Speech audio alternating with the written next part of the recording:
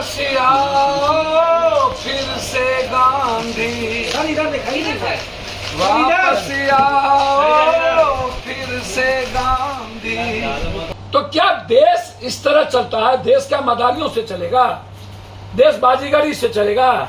इसीलिए दुनिया कहती है कि देश का पीएम सीएम और देश चलाने वाला व्यक्ति कम से कम जीनियस हो। नमस्कार, मैं हूं अमित और आप देख रहे हैं आंखें न्यूज 24। जाप सुप्रीमो पप्पू यादव ने पत्रकारों से बात करते हुए उन्होंने केंद्र सरकार पर जमकर जुबानी हमला बोला है। आरबीआई द्वारा 2000 रुपए के नोटों के सर्कुलेशन से बाहर किए जाने पर पप्पू यादव ने प्रधानमंत्री नरेंद्र मोदी पर जुबानी हमला करते हुए कहा कि दुनिया कहती है कि देश का पीएम सीएम देश को चलाने वाला जीनियस होना चाहिए, दूसरों की बातों में न आए, अपने देश के अंतिम व्यक्ति की बातों को भी सुने। वहीं आगे उन्होंने कहा किस तरह नोट बंद करने से देश कैसे चलेगा। वापस आओ फिर से गांधी, वापस आओ फिर से गांधी, अपनी बनाने को सरकार, वापस आओ फिर से गांधी, देश के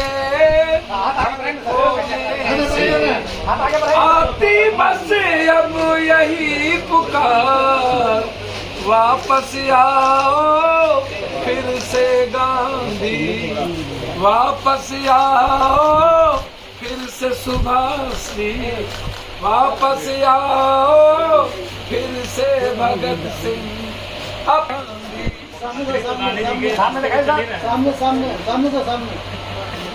जाली नोट इक्वल हो गया, क्या हुआ? काला धन वापस कब आएगा? आतंकवादी गतिविधि क्यों बढ़ गई? और भ्रष्टाचार दुनिया के प्रचंड पर क्यों चला गया? नोटबंदी के बाद महंगाई इस देश की जिंदगी को नासुर क्यों बना दिया?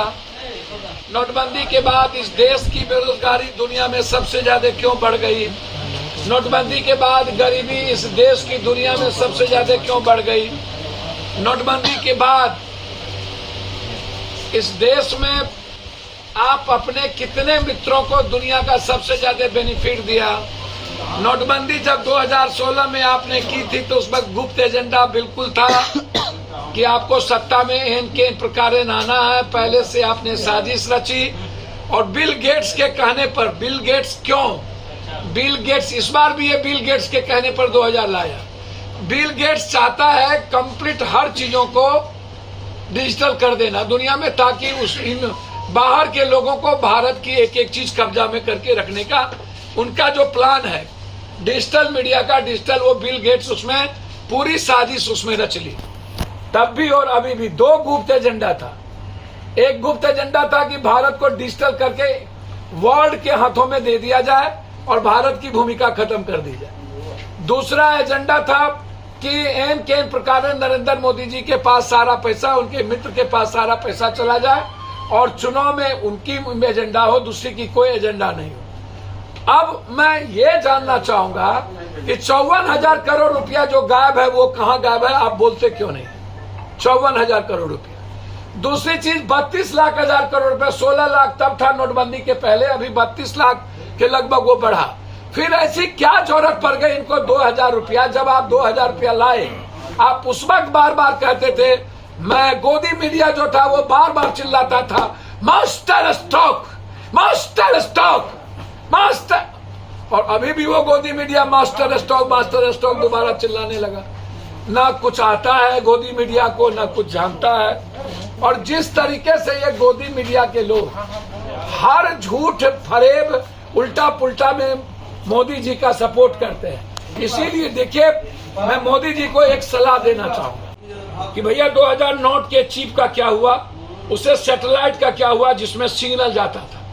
क्या वो चिप फिर से 2000 इसीलिए ले लिया गया कि चिप को फिर से रिहेबिलिटेशन किया जाए? चिप में चीजें खत्म हो गई। पहले तो आप ये बता दीजिए। हम ये जानना चाहेंगे 2000 नोट के चिप लगी थी, उसका करना भी क्या है ये भी आप बता दीजिए। निकाल गोदी मीडिया जिस चीज को मालिक को दे देना है या अपने पास रखना है ये वो बता दे। दूसरी चीज, क्या घर में अनाज से लेकर तसला, बैलन, पर्दा, टेबल, कुर्सी, पुराने सारे कपड़े हम लोग वापस कर दे कि रखे हैं, ये भी आप हमको बता दीजिए। इसको भी गोदी मीडिया बोलेंगे कि मास्टर स्टॉक है। अब हम 2-3 बात आपसे जानना चाहेंगे और बहुत विनम्रता के साथ कि क्या मोदी जी तानाशाही से देश चलेगा कि समझदारी और ईमानदारी से? किससे देश चलेगा? क्या मोदी जी आपको अब किसी चीजों पर भरोसा नहीं रही? न राम पर, न कृष्ण पर, न शिव पर, न नानक पर, न बुद्ध पर, न कबीर पर, न दुनिया के किसी संस्कृति पर, न विज्ञान पर, न अध्यात्म पर। अब किसके सहारे आप दुनिया में? आप हमेशा जो बात करते हैं, हमेशा बचकाना बात, हमेशा बचकाना बात। इसीलिए दुनिया कहती है कि देश का पीएम, सीएम और देश चलाने वाला व्यक्ति कम से कम जीनियस हो, दूसरों का ना सुने, दूसरों की बातों में ना आए, अपने देश के अंतिम व्यक्ति को देख करके चलाने की बात करें। बहुत क्लियर है। और इसमें बार बार ये कहना, ये सबसे ज्यादा वार किस पर है? जिसने मोदी जी को सबसे ज्यादा, अब ये वार जो गडकरी जी पर भी है, ये वार जोगी जी पर भी है। मोदी जी के लिए जो जो थ्रेट है, अब इंटरनल हो या एक्सटर्नल, अब सितंबर तक इन्होंने दिया है कि इसको जमा करिए, और सितंबर के बाद अक्टूबर में चुनाव है, आचार संहिता लग जाएगा 3 स्टेट का। ये आप पूरी दुनिया को अगले बार भी चुनाव, अब 16 में, 19 में चुनाव था, और इस बार भी आप 25 में चुनाव है विधानसभा की, 24 में, और आप अभी नाटक कर दिए। तो क्या देश इस तरह चलता है? देश क्या मदारियों से चलेगा? देश बाजीगरी से चलेगा?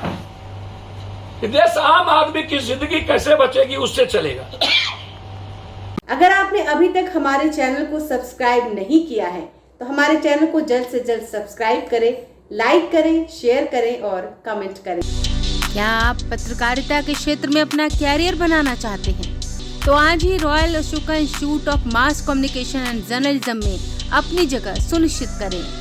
आर्यभट्ट ज्ञान विश्वविद्यालय पटना से मान्यता प्राप्त 100% प्लेसमेंट के साथ royal Ashoka Institute of Mass Communication and journalism नामांकन जारी है। हमारा पता है DS/16 गायत्री मंदिर के समीप, कंकड़ बाग, पटना 8,20,000। आप हमें संपर्क भी कर सकते हैं। हमारा मोबाइल नंबर है 9955456126।